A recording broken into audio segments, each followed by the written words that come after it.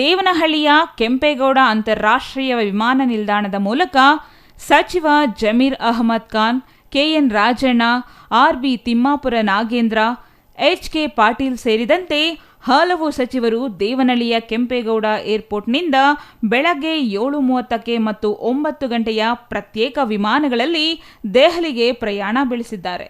ಕೆಂಪೇಗೌಡ ಏರ್ಪೋರ್ಟ್ನಲ್ಲಿ ಸಚಿವ ಕೆಎನ್ ರಾಜಣ್ಣ ಮಾಧ್ಯಮದೊಂದಿಗೆ ಮಾತನಾಡಿ, ರಾಜ್ಯದ ಎಲ್ಲ 28 ಲೋಕಸಭಾ ಕ್ಷೇತ್ರಗಳ ಉಸ್ತುವಾರಿ ಸಚಿವರ ಸಭೆಯನ್ನ ಎಐಸಿಸಿ ಕರೆದಿದೆ. ಹಾಗಾಗಿ ಎಲ್ಲ 28 ಕ್ಷೇತ್ರದ ಉಸ್ತುವಾರಿ ಸಚಿವರು ಸಭೆಯಲ್ಲಿ ಭಾಗವಹಿಸಲಿದ್ದಾರೆ ಎಂದರು. ಈ ಬಗ್ಗೆ ಹೈಕಮಾಂಡ್ಗೆ ಈಗಾಗಲೇ ಸಲಹೆ ಮಾಡಲಾಗಿದ್ದು, ಅಂತಿಮ ತೀರ್ಮಾನ ಹೈಕಮಾಂಡ್ಗೆ ಬಿಡಲಾಗಿದೆ. ಚುನಾವಣೆಗೂ ಮುನ್ನ ಡಿಸಿಎಂ ಮಾಡಿದರೆ ಒಳ್ಳೆಯದಾಗುತ್ತೆ. ಈ ಬಗ್ಗೆ ಸಲಹೆ ಮಾಡಲಾಗಿದ್ದು, ಹೈಕಮಾಂಡ್ ಯಾವ ನಿರ್ಧಾರ ತೆಗೆದುಕೊಳ್ತಾರೋ ಅದಕ್ಕೆ ನಾವು ಬದ್ಧರಾಗಿರುತ್ತೇವೆ ಎಂದು ಸ್ಪಷ್ಟಪಡಿಸಿದರು. ರಾಮ ಮಂದಿರ ಉದ್ಘಾಟನೆಗೆ ಕಾಂಗ್ರೆಸ್ ನಾಯಕರು ಹೋಗದ ವಿಚಾರಕ್ಕೆ ಸಂಬಂಧಿಸಿ ಪ್ರತಿಕ್ರಿಯೆ ನೀಡಿದ ಸಚಿವರು, ಎಲ್ಲ ಊರುಗಳಲ್ಲೂ ಸಾವಿರಾರು ವರ್ಷಗಳ ಇತಿಹಾಸವಿರುವ ರಾಮನ ದೇವಸ್ಥಾನಗಳಿವೆ.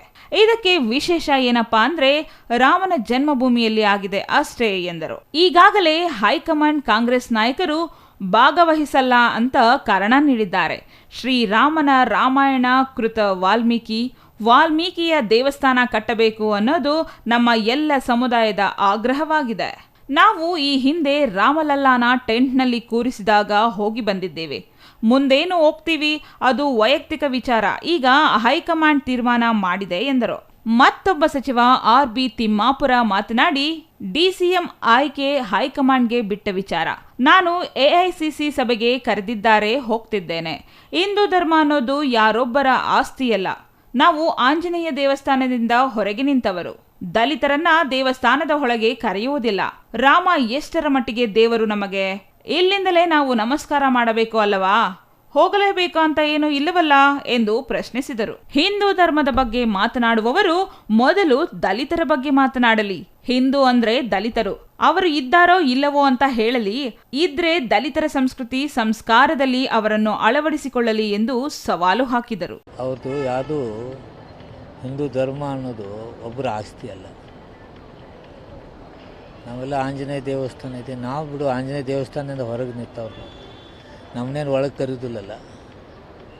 ದಲಿತರನ್ನ ಹೊರಗೆ ಕರೀತಾರೆ, ಊರುಗಳಾಗಿನ ದೇವಸ್ಥಾನಕ್ಕೆ ಹೊರಗೆ ಕರೀತಾ ಇಲ್ಲ. ರಾಮ ಮಂದಿರ ಎಷ್ಟು ಮಟ್ಟಿಗೆ ನಮಗೆ ದೇವ್ರು, ನಾವು ಇಲ್ಲೇ ನಮಸ್ಕಾರ ಮಾಡಬೇಕಲ್ಲ, ಹೋಗಲೇಬೇಕಂತೇನಿದೆ. ದಲಿತರು ಹೊರಗೆ ಕರಿತಾ ಇದ್ದಾರೆ.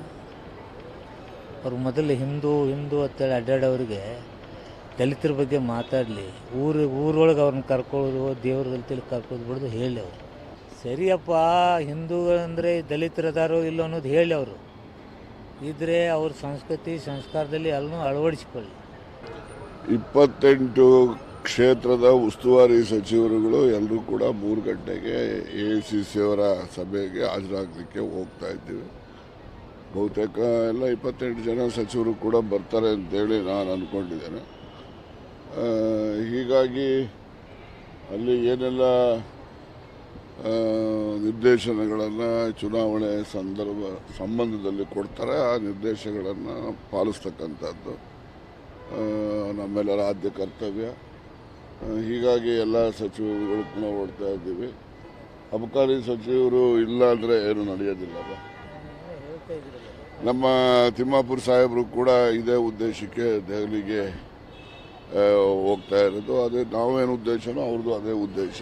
ಎಐಸಿಸಿ ಅವರ ಒಂದು ಸಭೆ ಏರ್ಪಡಿಸಿರ್ತಕ್ಕಂಥ ಹಿನ್ನೆಲೆಯಲ್ಲಿ ನಾವು ಹೋಗ್ತಾ ಇದ್ದೀವಿ.